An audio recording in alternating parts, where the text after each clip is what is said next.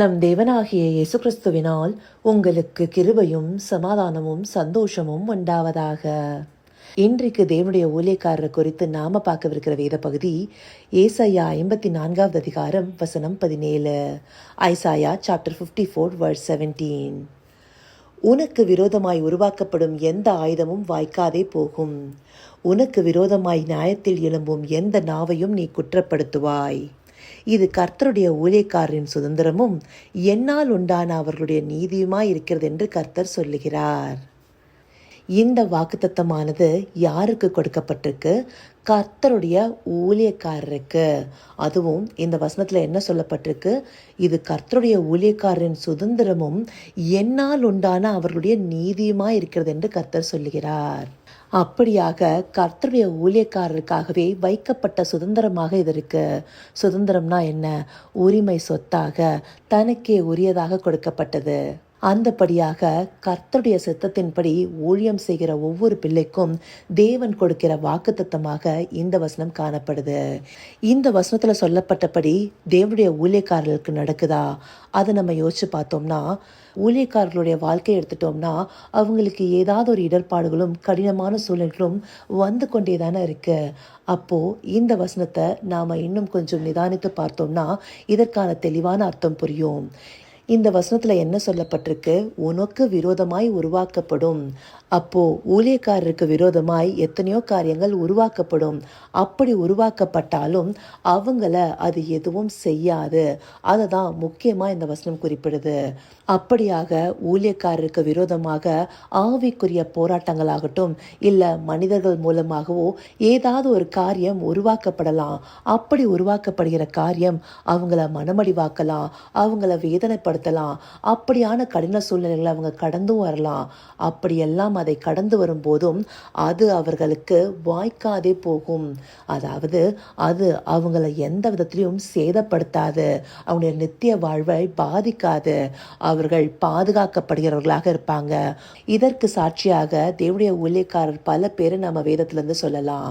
அதுல ஒரு உதாரணம் பார்க்கணும்னா எலியா தீர்க்கதரிசியை எடுத்துக்கொண்டோமே ஆனால் அவர் கர்த்தருடைய தீர்க்கதரிசியாக எழுப்புதலை உண்டு பண்ணின மிகப்பெரிய ஊழியக்காரனாக இருக்கிறாரு. அவர் மூலமாக பலத்த காரியங்கள் செய்யப்பட்டதாக இருக்கு. அப்படிப்பட்டவர் எசபேலின் உத்தரவின்படி கொலை செய்ய வகை தேடின போது அவர் பயந்து போய் சூரிய செடி கழியில படுத்துக்கொண்டார். அந்தபடியாக அவருக்கு விரோதமான சில காரியங்கள் உருவாக்கப்பட்டது. அப்படி உருவாக்கப்பட்ட போது மனமடிவா இருந்தாரு. அவர் அதற்கு மேல உயிர் வாழ்வதற்கும் தயாரா இல்லாத சொன்னாரு. அப்படி இருந்த அவரை தேவன் திடப்படுத்தினார். காகத்தை கொண்டு போஷித்தார், அவரை வழிநடத்தினார், அவரை மரணத்தை காணாதபடி எடுத்துக்கொண்டார். அப்படி எலியா தீர்க்கதரிசிக்கு விரோதமாக உருவாக்கப்பட்ட ஆயுதம் மாத்திரமே வாய்க்காதே போச்சா? அவரை பற்றின வேத பகுதியை நாம எடுத்துக்கொண்டோமே ஆனால் இந்தபடியாக தீர்க்கதரிசிகள் எல்லாம் கொலை செய்யறாங்கன்னு அவர் கேள்விப்பட்ட போது அவர் தேவனிடத்துல போய் முறையிடுறாரு இல்லையா? உம்முடைய தீர்க்கதரிசிகளை அவர்கள் கொலை செய்து உம்முடைய பலிபீடங்களை இடித்து போட்டார்கள். நான் ஒருவன் மாத்திரம் மீதியா இருக்கேன், என்னுடைய உயிரையும் வாங்க தேடுகிறார்கள்னு தேவனிடத்துல விண்ணப்பம் செய்த போது தேவன் அவருக்கு பிரதியுத்தரமாக என்ன சொல்றாரு? பாகாலுக்கு முன்பாக முழங்கார் படியிடாத 7000 பேரை எனக்காக மீதியாய் வைத்தேன். அந்தபடியாக தேவனுக்காக வைராகியம் பாராட்டின 7000 பேரை தேவன் பாதுகாத்து வைத்திருக்கிறாரு. அவங்களுக்கு விரோதமாக உருவாக்கப்பட்ட ஆயுதத்தை வாய்க்காதே போக பண்ணியிருக்கிறாரு. இந்தபடியாகவே தேவன் கர்த்தருடைய ஊழியக்காரருக்கு விரோதமாக உருவாக்கப்படும் எந்த ஒரு ஆயுதத்தையும் வாய்க்காதே போக பண்ணுகிறாரு. அவர்களை சேதப்படுத்தாது பாதுகாத்து கொள்கிறாரு. முக்கியமா அவருடைய ஜீவனை நித்தியத்துக்கு ஏதுவாக நடத்துகிறவரா இருக்கிறாரு. அதே போல உனக்கு விரோதமாய் நியாயத்தில் எழும்பும் எந்த நாவையும் நீ குற்றப்படுத்துவாய்னு சொல்லும்போது இது நாம ஒருத்தர் இடத்துல ஆர்கியூ பண்ணி அவங்கள குற்றப்படுத்தும்படியாக வெளிப்படுத்துகிற வார்த்தையை குறிப்பிடல. தேவனுடைய ஊழியக்காரரா இருக்கிற ஒருத்தர் மேல குற்றம் சுமரும் போது அவங்க அதற்காக எழும்பி நின்று தனக்காக பரிந்து பேசணும்னு இல்ல. அவங்க சும்மா இருந்தா போதும், தேவன் அவங்களுக்காக எழுந்து யுத்தம் பண்ணுவார். தேவன் அவங்களுக்கான காரியங்களை எழுப்பி அவர்களுக்கு விரோதமாக எழும்பின நாவை குற்ற குற்றப்படுத்துவாரு. இதற்கு உதாரணமாக சகரியாவின் புஸ்தகம் 3வது அதிகாரத்தை நாம் எடுத்துட்டோம்னா, அங்க பிரதான ஆசாரியனாகிய இன்னொரு யோசுவா இருப்பாரு. அவருக்கு நீதியின் வஸ்திரம் தரிக்கும்படியாக கர்த்தருடைய தூதனுக்கு முன்பாக நிறுத்தப்படுவாரு. அப்படி அவர் நிறுத்தப்படும் போது சாத்தானானவன் அவரை குற்றப்படுத்தும்படியா அங்க வந்து நிற்பான். அப்படி நீதியின் வஸ்திரம் தரிப்பிக்கப்பட வேண்டிய யோசுவாவை குற்றப்படுத்தும்படியாக சாத்தான் நிற்கிறத கர்த்தருடைய தூதன் கண்டு என்ன சொல்றாருன்னா, கர்த்தர் உன்னை கடிந்து கொள்வாராக, சாத்தானே, எருசலேமை தெரிந்து கொண்ட கர்த்தர் உன்னை கடிந்து கொள்வாராக, இவன் அக்கினி நின்று தப்புவிக்கப்பட்ட கொல்லி அல்லவான்னு கேட்பாரு. அக்கினி நின்று தப்புவிக்கப்பட்ட கொல்லிங்கிறது என்ன? பாவத்திலிருந்து விடுவிக்கப்பட்ட ஒரு மனிதன். அவருக்கு நீதியின் வஸ்திரத்தை தரிப்பிக்கிறதுக்காகவே அங்க நிறுத்தப்பட்டிருக்கிறாரு.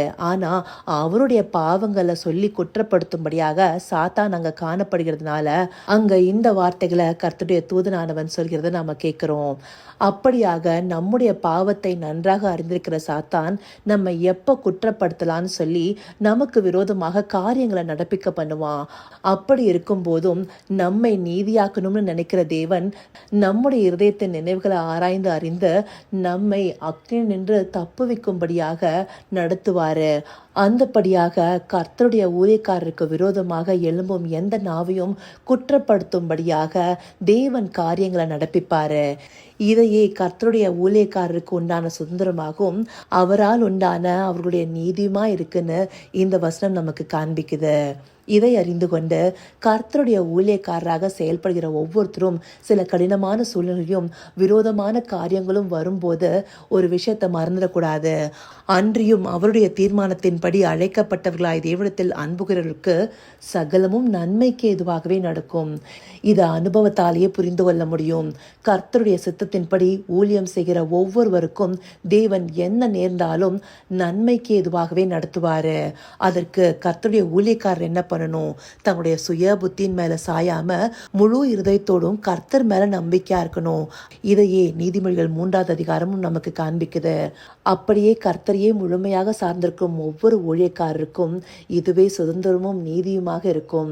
அப்படியான சுதந்திரத்தையும் நீதியும் பெற்றுக்கொள்ளும் ஊழியக்காரராக இருக்க அவரை நோக்கி பார்ப்போமா? கர்த்தாவே, தேவாதி தேவனே, உமக்கே இந்த வேளையில் நன்றி செலுத்துகிறோம் ராஜா. அப்பா, எங்களுக்கு விரோதமாக உருவாக்கப்படும் எந்த ஒரு ஆயுதமும் வாய்க்காதே போம். எங்களுக்கு விரோதமாக எழும்பும் எந்த நாவையும் நாங்கள் குற்றப்படுத்துவோம் என்ற வார்த்தைகளுக்கான அர்த்தத்தை தெளிவாக எங்களுக்கு விளங்க பண்ணியிருக்கீங்க தேவனே. அப்படியாய் உம்முடைய சித்தத்தை செய்ய எங்களையே நாங்கள் ஒப்பு கொடுக்கிறோம் தகப்பனே. உம்முடைய ஊழியக்காரராய் தேவரீர் எல்லாவற்றிலும் எங்களுக்கு விரோதமாக உருவாக்கப்படும் எந்த ஒரு காரியத்தையும் வாய்க்காதே போக பண்ண போகிற தயவிற்காய் நன்றி தகப்பனே. அப்படி உருவாக்கப்படுகிற காரியங்களை நாங்கள் அறியும் போது மனமடி உண்டாகாமல் தேவரீர் எங்களுக்காக வைத்திருக்கிற சுதந்திரத்தையும் நீதியும் எண்ணி மனம் மகிழும்படியாக தேவரீர் எங்களை நடத்தியர்லங்க ராஜா. அப்படியே நீங்க எங்களை காத்து நடத்த போகிற தயவிற்காய் நன்றி. சகலவித துதி மகிமை கனம் யாவும் ஒருவருக்கே செலுத்துகிறோம். இயேசு கிறிஸ்துவின் மூலமாய் வேண்டிக் கொள்கிறேன் பிதாவே. ஆமேன், ஆமேன்.